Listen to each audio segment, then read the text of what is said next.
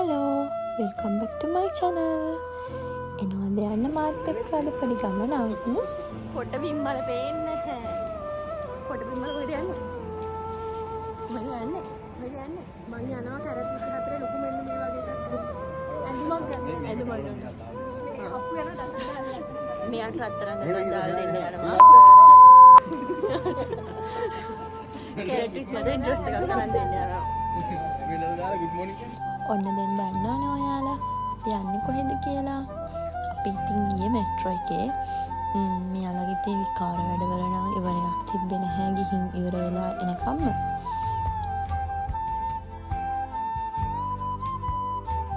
පුරුෂ හිංසනයට විරුද්ධව නඩු දාන්න පුළුවන් නම් ඕනතරම් වීඩියෝ ක්ලිප් තියෙනවා මෙයාට විරුද්ධව මංගාව. ඇත්තටම නිකන් මෙතෙන්ට ඇවිල්ලා එළියට බැස්සහම නිකන් පෙටාවලට ගියා වගේ සීන් එකක් තමයි තියෙන්නේ. ඒ තරමටම මේ චූටි කඩවල් ගොඩාක් තිබ්බා. ඒ නිසා මට නම් ඇත්තටම හිතුනේ පෙටා ගියා වගේ. අපේ අයට කොහේ ගියත් ඉස්සෙල්ලාම කරන්න තියෙන එකම දේ තමයි මොනවා හරි කාලා බඩ පුරව ගන්න එක. කරන්න ආයේ වැඩක් කරන්න පටන් ගන්න තව වැඩක්. ඔන්න ඉතින් කාලා බීලා සේරම ඉවර කරලා රෙස්ට් කරලා අවසානට අපේ ගෝල්ඩ් සූට් ආවා.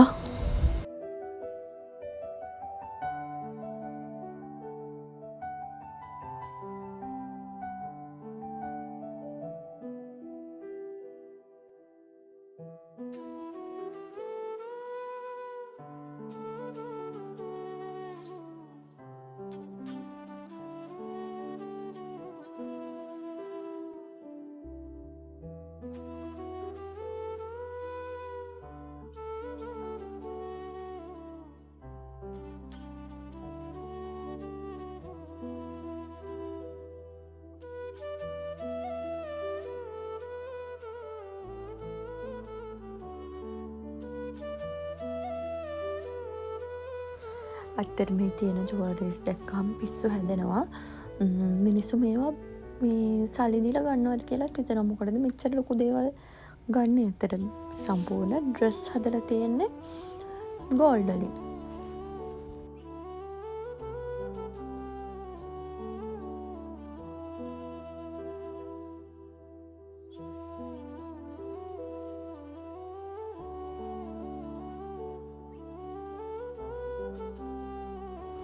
අපි ඉතින් අපේ මාලේ ගන්න තෝරගත්තේ මලබාර ගෝල්ඩ් ඇන්ඩ් ඩයමන්ඩ් එක.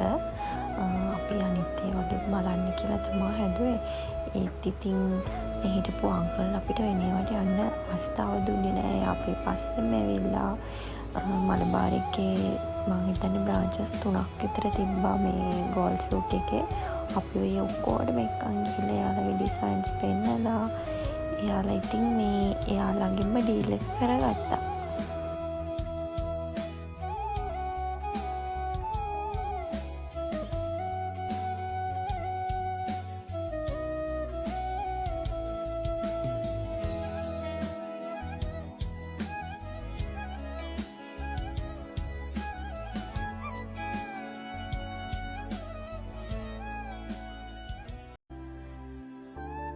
ඇත්තට මෙයාලගේ කස්ටමර් සර්විස් එක නම් ගොඩක් හොඳයි.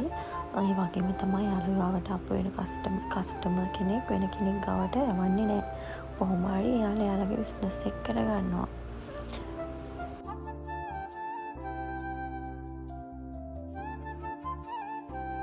මේ පුංචි වීඩියෝ ක්ලිප්ස් අරගෙන එකතු කරලා මෙහෙම බ්ලොග් එකක් හදන්නේ.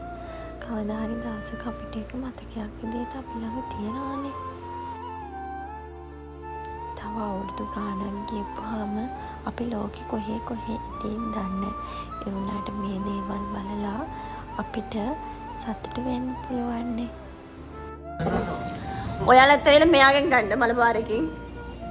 ෆයිනලි පැය ගානක් දඟලලා මේක තමයි අවසානට අපි සිලෙක්ට් කරගත්තේ. අපේ හස්බන්ඩ් යාව ජෝක් එකටම අරගෙන දඟලුවා ගොඩක් වෙලා.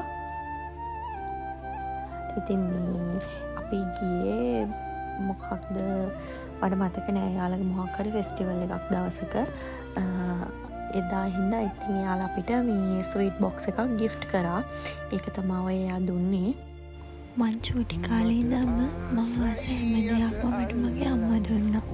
ඒ වගේම මට බැරි කරාට පස්සෙත් මං ආස හැම දෙයක්ම ලබා දෙන හස්බන්ඩ් කෙනෙක් මට හම්බුණා. ඉතින් මං හිතනවා මං ගොඩක් වාසනාවන්ත ගෑල් ළමයෙක් කියලා. ඉතින් අම්මේ හස්බන්ඩ් ඔය දෙන්නටම ගොඩක් thank you. මොකද මම මේ තරම් සතුටින් තියන්න ඔයාලා දෙන්න නිසා.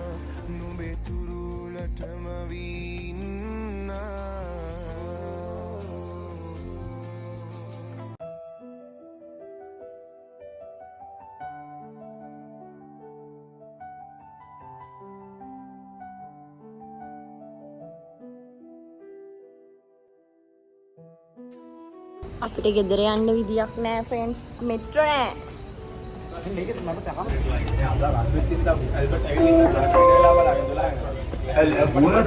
දැන් වෙලාව 11යි.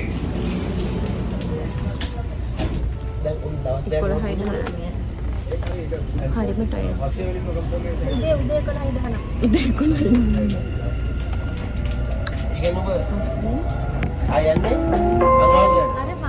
المحطة الأخيرة لهذا القطار هي إكسبو 2020. හස්බන්ඩ් පාන්දරයකට වැඩට යන්න තියෙන නිසා අපි 9:10 වෙද්දි එන්න කියලා හිතාගෙන ගියේ.